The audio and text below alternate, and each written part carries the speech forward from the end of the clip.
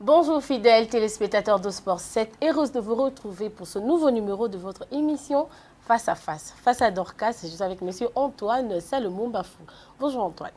Bonjour Docas. Vous vous portez très bien, j'espère. Très bien, et je tiens d'abord à vous remercier et saluer aussi tous les spectateurs de Sport 7. Vous remercier pour m'avoir accueilli dans ce beau cadre. Okay. Merci à vous également de recevoir notre invitation. Oui. Qui est monsieur Antoine? En fait, monsieur Antoine Salomon-Bafou, je suis membre de la Confédération africaine de tennis. Au foot, on dit CAF. Au tennis, on dit CAT, Confédération africaine de tennis. Et là, je suis vice-président de la commission du tennis sur fauteuil roulant. Et c'est moi qui ai initié le tennis sur fauteuil roulant ici en RDC, de 1. Okay. Et de 2, je suis aussi vice-président du comité paralympique provincial du Haut-Katanga, chargé de promouvoir le sport de sourds, aveugles et déficients intellectuels. Monsieur Antoine est vice-président du comité des handicaps sportifs, c'est ça? Oui. Et pourquoi ce regard vers ces personnes? C'était quoi votre motivation sur ça? Pourquoi le regard vers les personnes vivant avec handicap? Oui. Vous dites que je suis président, mais moi je préfère plus dire que je suis serviteur. Okay. Je sers les personnes vivant avec handicap. Okay. Pourquoi ce regard? En fait, c'est une histoire qui date de plus de 40 ans. Quand j'avais encore moins de 10 ans, mes parents m'ont envoyé à jouer au tennis. C'était au cercle belge de Lubumbashi. Et quelques années après, quand j'ai eu 14-15 ans, j'ai fui chargé du tennis en général au cercle belge. Oui. Et puis vers 17 ans, je fus le deuxième responsable des sports au cercle belge. Okay, et c'est de là où, à l'époque où c'était encore monsieur Kibasa Maliba était ministre des Sports. Et monsieur Lunda Bouloulou, Premier ministre. Kibasa, comme vous le savez, il était du Katanga. Là, il a demandé à ce que les sports soient organisés. Et de là, on m'a pris comme trésorier de la Ligue de tennis du Chaba à l'époque. Et M. Rouvoué Adolphe c'était l'ancien consul de Belgique et c'était lui le président.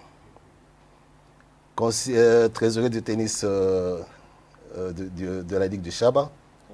Et comme vous êtes encore trop petite, en 1990-1991, il y a eu pillage. Okay. Alors tous les Belges étaient partis et j'ai fait l'intérim du président du cercle belge. Entre-temps, j'ai fait aussi l'intérim du président du cercle de tennis de Lubumbashi. C'était le plus grand club de tennis. Oui, et de là, j'ai sponsorisé beaucoup de tournois de tennis. J'ai organisé le cercle de tennis qui était pratiquement par terre. J'ai réorganisé ce cercle de tennis. Et vers 91, 92, 93, j'ai fui parmi les meilleurs encadreurs sportifs du Chaba. Soit c'était M. Katebe Katoto, soit Zonino, et puis c'était M. Antoine Salomon-Bafou, et il y avait aussi M. Lito à l'époque. Voilà à peu près. Et en 1900, à l'entrée de l'AFDEL, c'était en 1998. J'ai fui vice-président du tennis club de la SNCC. Et de 98, là, c'était pratiquement un temps mort. En 2016, parce qu'il n'y a rien qui marchait au niveau du tennis au Katanga, oui. On est allé me chercher pour qu'en fait, je puisse réorganiser le comité de la Ligue. Là, j'ai fui trésorier adjoint, plutôt secrétaire adjoint, et puis secrétaire. En 2019, il y a eu Assemblée générale pour la Fédération congolaise de tennis. J'ai été invité ici à Kinshasa. Et c'est de là où M. Emine Ngoïka Songo m'a découvert. Oui. Lui qui fut vice-président de la Confédération africaine de tennis. Il m'a découvert et il avait tout fait pour que je sois aussi dans la Confédération africaine de tennis comme vice-président du tennis sur fauteuil roulant. Okay. Et c'est là où j'ai commencé ma petite aventure avec les handicapés. Donc c'était cette belle parcours qui vous a beaucoup plus poussé pour s'épancher vers ces personnes. Oui, en fait, quand on m'avait nommé comme vice-président de la Confédération africaine de tennis sur fauteuil roulant, dans la commission de tennis sur fauteuil roulant. Oui. Pour moi, je pensais que c'était quelque chose, c'était un honneur qu'on puisse commencer à m'appeler président. Un honneur de me faire voir que moi aussi je suis membre de la Confédération africaine de tennis. Parce qu'être membre de la Confédération africaine d'une confédération sportive, oui, c'est un grand honneur. Bien. Mais pour moi, c'était vraiment un grand honneur. Et maintenant, après avoir commencé à travailler, j'ai vu que c'était plutôt une grande charge. Une grande charge, un grand devoir. Et pour moi, c'était venu de la passion. Non seulement de la passion, avec j'ai mis beaucoup d'amour. Et c'est pratiquement un apostolat pour moi. Quand j'ai eu à commencer le tennis sur fauteuil roulant, j'ai initié. Et puis, au Katanga, il n'y avait pas de comité paralympique. Okay. Et c'est de là où le comité national est venu installer le comité paralympique. Au comité paralympique, il y a 4 vice-présidents. Il y a un président et 4 vice-présidents. Un qui est chargé des moteurs, un qui est chargé des aveugles, l'autre des sourds et l'autre des déficients intellectuels. Okay. À la veille de la nomination, on m'avait choisi pour que je sois le chargé des moteurs. Et le jour de la nomination, par surprise, les amis m'ont écarté. Ils m'ont mis chez les sourds. Parce que pour eux, être chez les sourds, il n'y a pas d'avantage. Okay. Eux pensaient me faire du mal, mais Dieu a transformé ça en bien. Donc c'était pratiquement la volonté de Dieu. Je me suis retrouvé chez les sourds. J'ai trouvé une équipe sans ballon. Je leur ai donné un premier ballon et puis des vareuses. Et puis petit à petit, on a créé quand même une très bonne équipe. Deuxième équipe des sourds, troisième équipe des sourds à Lubumbashi. Une équipe des sourds à Likasi, Kolwezi. On a fait un grand championnat pour la première fois. Et c'est là où même d'autres provinces aussi du pays ont emboîté le pas pour promouvoir le football des sourds. Et en faisant la promotion du football des sourds, les aveugles m'ont aussi suivi. Ils m'ont dit, comment est-ce que vous pouvez nous laisser, nous ici, à côté. Oui, et j'ai commencé aussi à faire la promotion des aveugles. Quand vous allez à Lubumbashi, vous allez voir, ils jouent très bien au foot. Okay. Et le football des aveugles s'appelle le CECI-Foot. Et en dehors des aveugles, là, je suis aussi avec les déficients intellectuels. Je ne me suis pas basé seulement chez les grandes personnes parce que moi, j'ai dit l'avenir du sport, c'est la jeunesse. Et là aussi, j'encadre aussi les enfants. Je pars dans des écoles, les sourds, où je vais donner parfois des ballons, des vareuses, afin que nous puissions avoir de très bonnes équipes à l'avenir. Comment s'y passent vos journées avec... C'est beaucoup de charges. Vous êtes vice en même temps, président par-ci, par-là. Généralement, comment vous dispatchez pour vos journées? C'est pas tellement un grand problème parce que lorsque je suis avec... C'est question d'organisation. Lorsqu'on a la passion, lorsqu'on est engagé. Parce qu'ici, au Congo, ceux qui tuent le sport congolais n'avons pas de dirigeants engagés. Je voulais dire au départ que pour moi, quand on m'a nommé à la Confédération africaine, c'était un honneur qu'on puisse commencer à m'appeler président. Or, il faut être engagé. Et lorsqu'on est engagé, on a le temps. Alors moi, je trouve toujours le temps pour être avec les aveugles, avec les sourds, avec les handicapés moteurs. En fait, ça, c'est devenu pour moi une grande famille. Je suis tout le temps avec eux. Quand je suis ici à Kin, c'est sûr, il y a d'autres là-bas qui sont énervés. Oui, parce que j'ai dit, il y a d'autres qui sont énervés. Je me rappelle une fois, je m'étais déplacé. Oui. Les déficients intellectuels de l'école Balou. Les enfants avaient refusé de faire le sport pendant 2 semaines. Parce que vous étiez absent. Ils attendaient que ma présence. Et une fois que j'étais là, même le prof de gym était très content de me voir et les enfants étaient très contents, ils étaient pratiquement au ciel. Donc vous apportez la joie au cœur de ces personnes. En fait, c'est ça notre but. C'est redonner la joie à ces personnes qui sont abandonnées parfois par la société, ces personnes qui ne sont pas entendues. Alors nous cherchons à leur donner de la joie. Vous savez, une fois, il y a eu un match de foot des autistes. Il fallait voir comment est-ce que les enfants étaient très contents. Et il y a une chose très spéciale. Quand l'enfant autiste joue au foot, nous on pense que l'enfant parfois ne réfléchit pas très bien. Mais lorsqu'il est sur le terrain, il réfléchit très bien, devient tout à fait normal.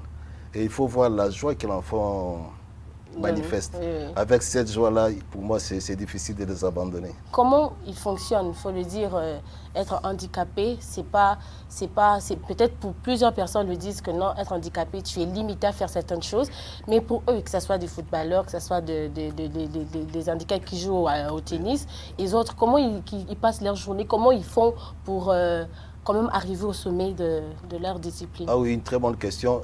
C'est ce que les gens disent que une personne qui est handicapée, c'est une personne qui a une barrière. Non, non, non, non, c'est pas ça parce que le sport n'est pas un obstacle pour la personne vivant avec handicap. Lorsque vous verrez les images des aveugles qui jouent au foot, vous serez étonné. Il y a le tennisman sur fauteuil, vous serez étonné. Et puis, je tiens aussi à vous le dire. Moi, je suis un tennisman parce que j'ai commencé le tennis, j'étais trop jeune. Un mouvement qu'une personne valide doit apprendre pendant 4-5 séances. Mais avec une personne vivant avec handicap, c'est en 1 heure. Donc, les personnes vivant avec handicap sont des personnes qui sont vraiment aptes à pratiquer le sport.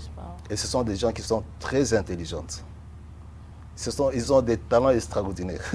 Sauf que nous, la société, nous pensons qu'une personne vivant avec handicap... n'a pas de limites. Oui, c'est une personne qu'on doit écarter. Voilà, qui ne peut pas, il sera un peu... Il faut être avec eux, vous allez comprendre que ce sont des gens qu'on doit approcher de la société. Et ce sont des gens qui... En fait, moi, j'ai dit toujours que ce sont les handicapés qui feront sourire la RDC dans les années à venir. Ah, là, c'est M. Antoine qui le dit. Oui. Mes fidèles téléspectateurs, avant de poursuivre cette émission, suivons ici et on revient juste après.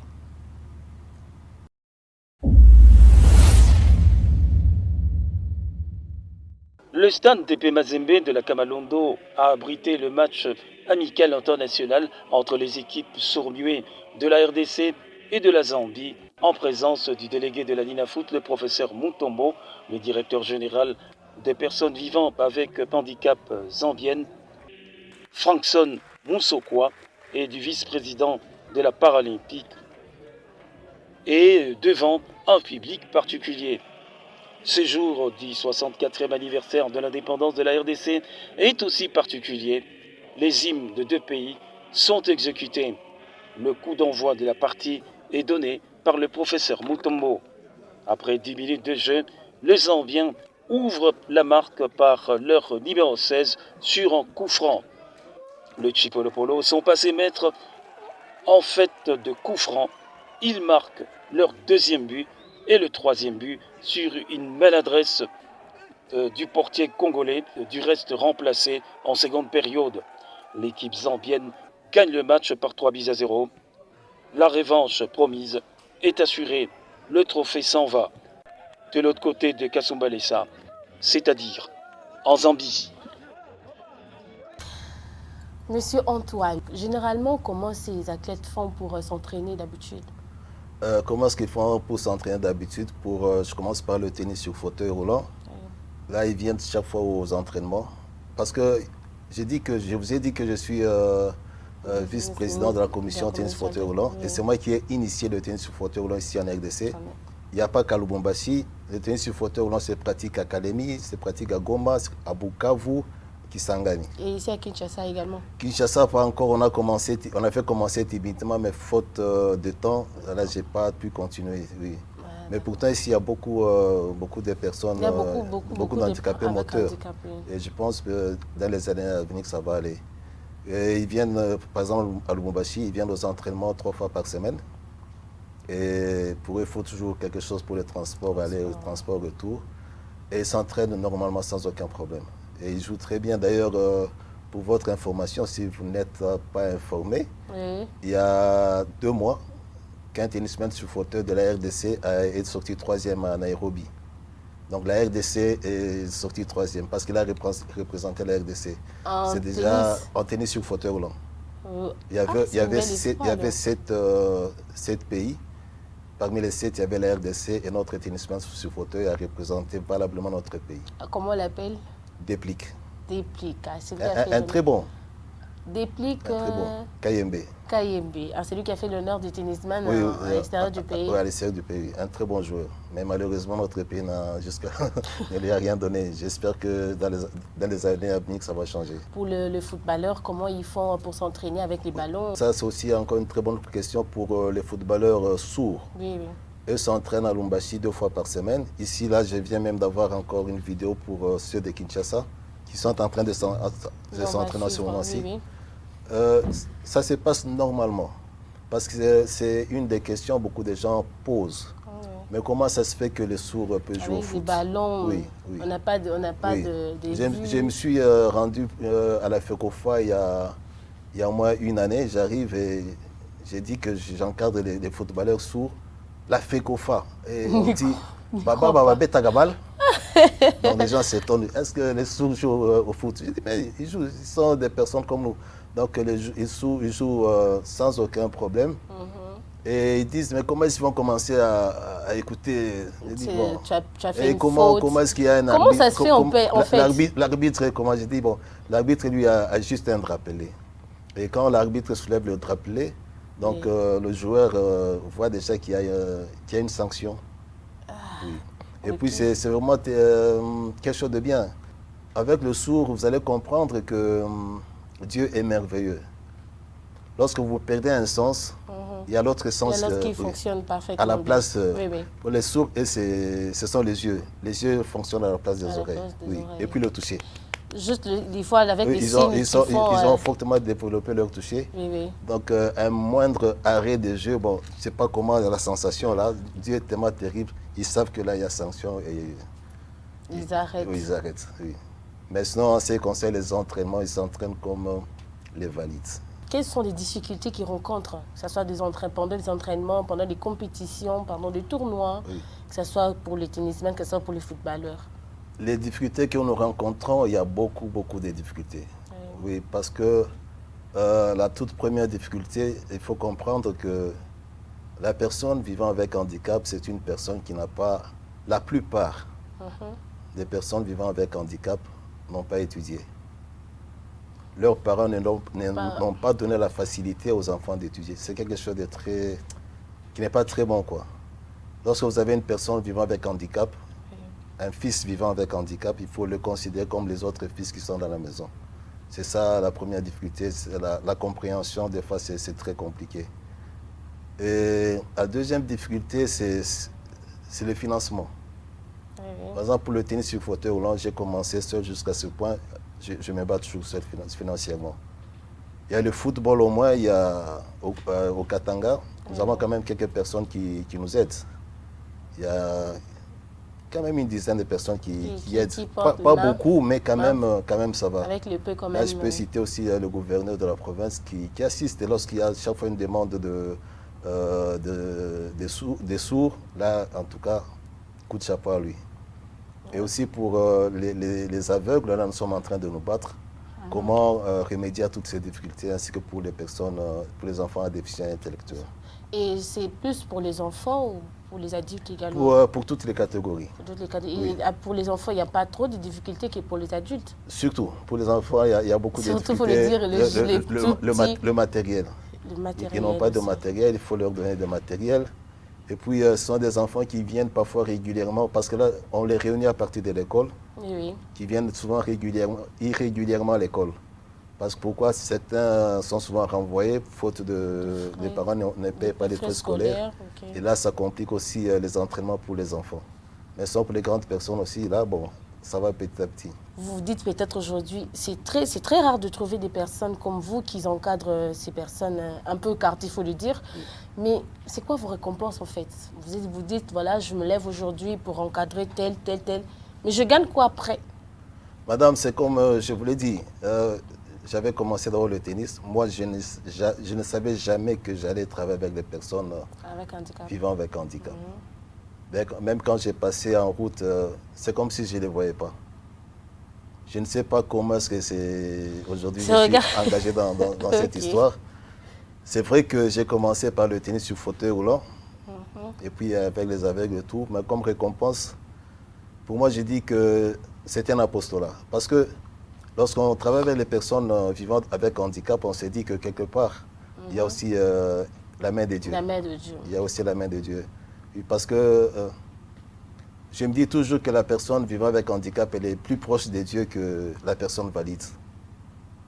Ce n'est pas moi qui le dis souvent, mais lorsque vous lisez la Bible, vous allez comprendre. Oui. Nous quittons un peu le sport, mais nous sommes toujours dans le sport. Lorsque vous lisez la Bible, vous allez comprendre.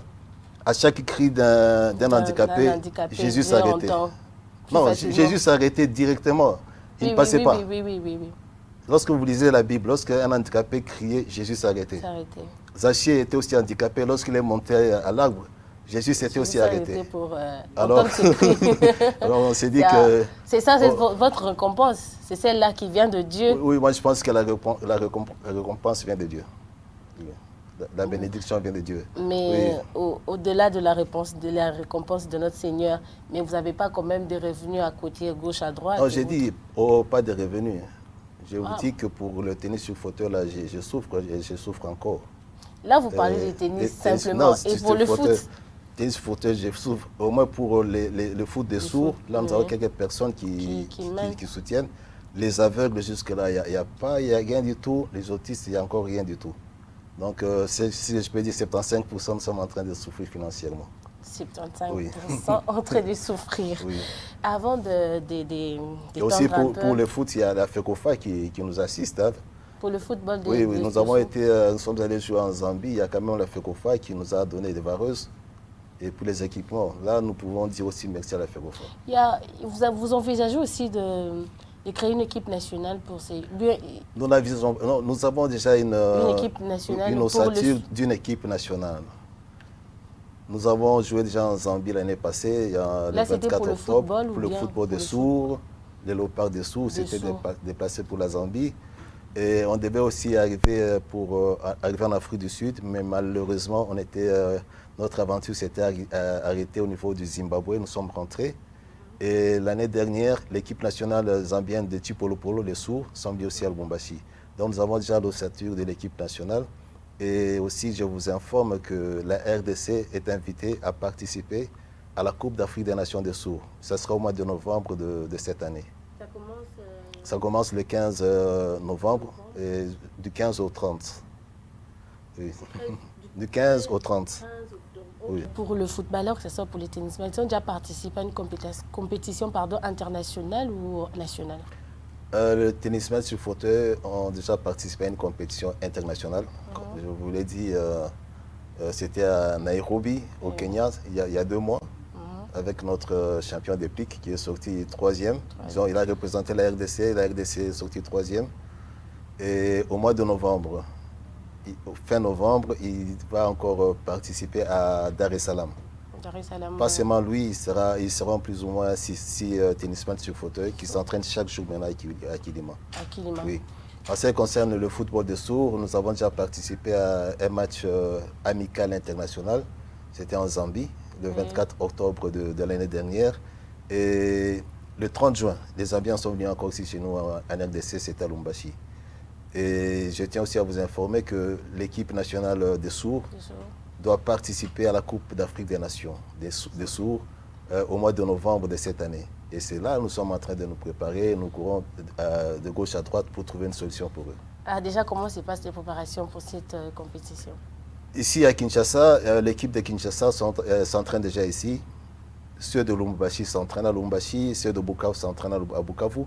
Nous devons rencontrer son Excellence, Monsieur le ministre des Sports, et ainsi que la FECOFA, déjà, nous l'avons déjà rencontré, pour que nous puissions trouver une solution afin de les interner tous à Kinshasa pour bien préparer leur sortie pour Marrakech. Pour l'implantation du comité qui s'y trouve au Haut-Katanga, c'est seulement pour le Haut-Katanga ou bien vous envisagez également de le mettre également ici à Kinshasa? Non, ce n'est pas seulement le Haut-Katanga. Au Haut-Katanga, bien sûr que c'est la province pilote, oui. Mais le tout doit se passer ici à Kinshasa.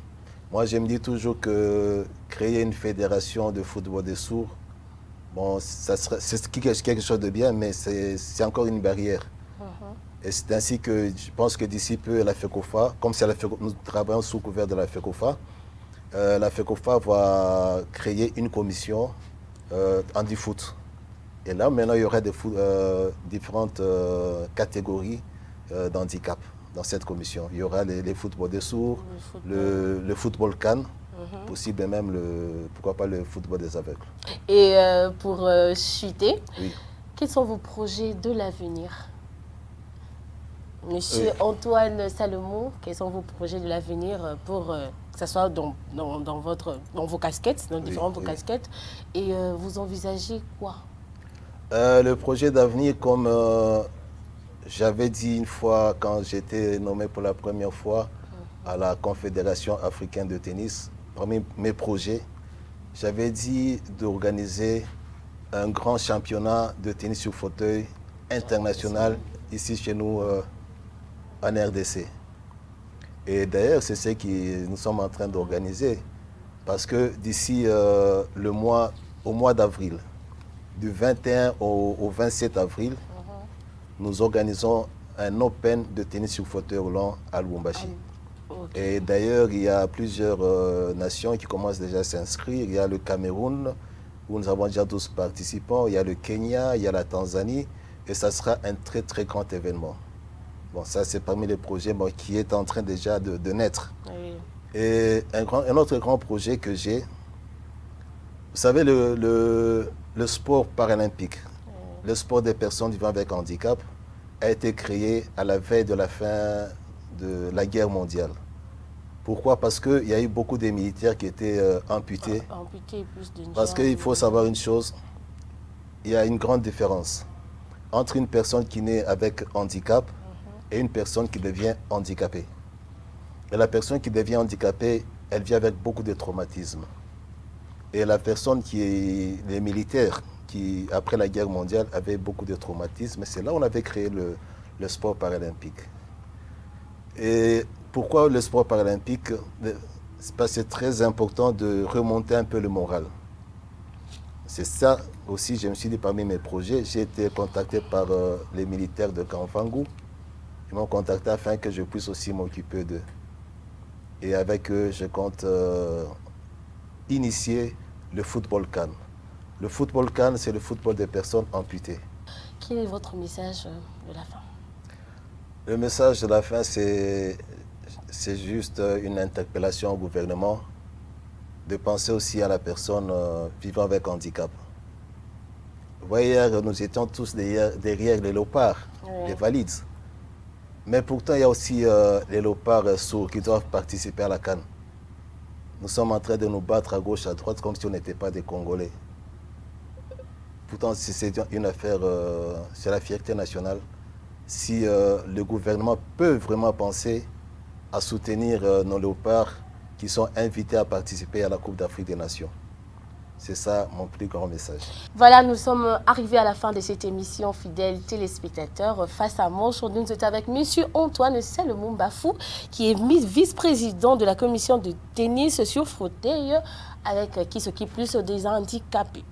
Et c'était la fin, en tout cas, totalement la fin de cette émission, fidèles téléspectateurs. Je vous dis encore merci une fois de plus. Merci à vous également. C'est moi qui vous remercie. De venir encore. Je crois que ça ne sera pas une dernière fois. Absolument pas. Voilà, là, c'est vraiment, nous sommes vraiment arrivés à la fin de cette émission, fidèles téléspectateurs. Je vous dis encore une fois de plus merci de nous suivre. On vous retrouve prochainement pour un nouveau numéro de cette émission. Derrière la caméra, je n'étais pas seule, j'étais accompagnée de Fiston Dolo, également de Toutou Toumba à la régie, j'étais avec Héritier, j'étais également avec Hervé. Je vous dis merci encore une fois de plus, fidèles téléspectateurs. Quant à moi, Dorcas Moyo, je vous retrouve prochainement pour un nouveau numéro. Au revoir et bon suite au programme.